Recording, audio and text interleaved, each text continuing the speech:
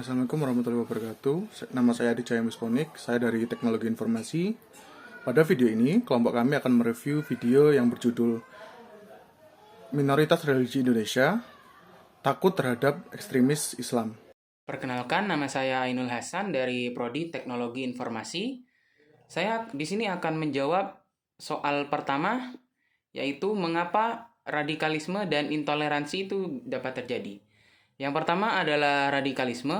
Radikalisme itu dapat terjadi karena seseorang atau sekelompok orang tidak suka dengan ajaran kelompok yang berbeda dan mereka ingin membuat semua kelompok atau semua orang itu menjadi sepemahaman dengan mereka, yaitu dengan mengikuti ajaran mereka, bahkan meskipun mereka harus menggunakan cara-cara yang terbilang ekstrim lah, seperti teroris, atau hal-hal yang berbau kekerasan lainnya.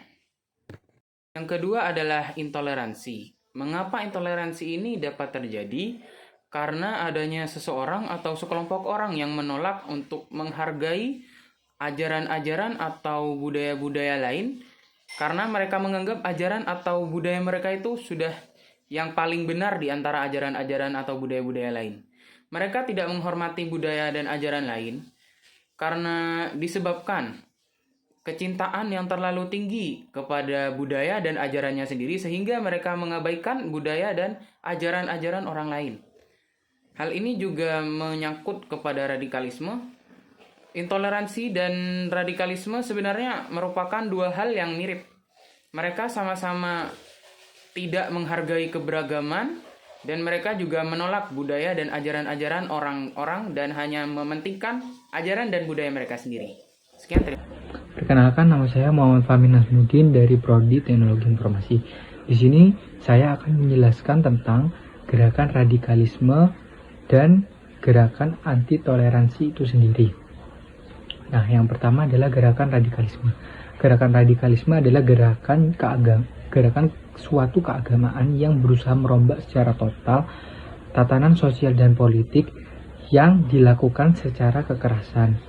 Jadi singkatnya adalah ketika suatu golongan memiliki rasa fanatik yang sangat tinggi terhadap suatu agama dan keluar dari norma-norma atau tatanan yang sudah ditetapkan oleh agama itu sendiri. Nah, kemudian ada gerakan intoleransi. Nah, definisi dari gerakan intoleransi ini sendiri adalah perilaku diskriminatif yang dilakukan terhadap satu kelompok ke kelompok lainnya dengan merendahkan kelompok tersebut. Jadi singkatnya, jadi intoleransi ini adalah lawan kata dari toleransi. Toleransi sendiri adalah menghargai artinya. Nah, intoleransi ini berarti artinya tidak menghargai. Nah, di sini dalam lingkungan mahasiswa itu kan ada dari berbagai ras, suku, agama, dan bangsa. Jadi gerakan intoleransi ini sendiri tidak menghargai teman kita yang berbeda suku, agama, ras, bangsa. Perkenalkan, nama saya Alia Novita dari Prodi Informatika, dan di sini saya akan menjawab poin nomor 3. Sebagai mahasiswa yang peka terhadap isu radikalisme dan intoleransi, ada beberapa langkah yang bisa kita ambil untuk berperan aktif. Yang pertama, kita dapat mengedukasi diri sendiri dan orang lain. Kita harus memahami konsep radikalisme dan intoleransi serta dampak negatifnya.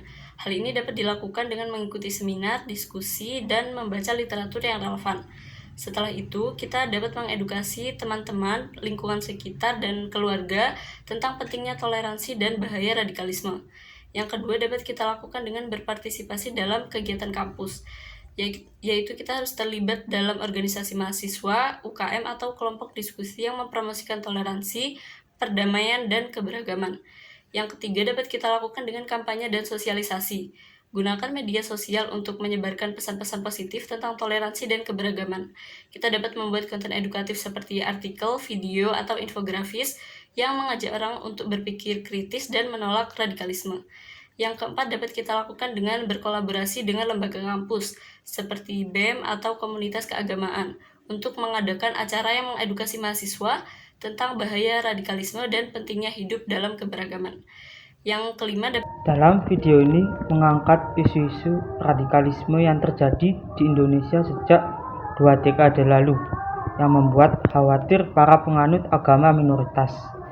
Kekhawatiran ini pun semakin menguat setiap tahun karena selalu diabaikan oleh para calon pemimpin negara.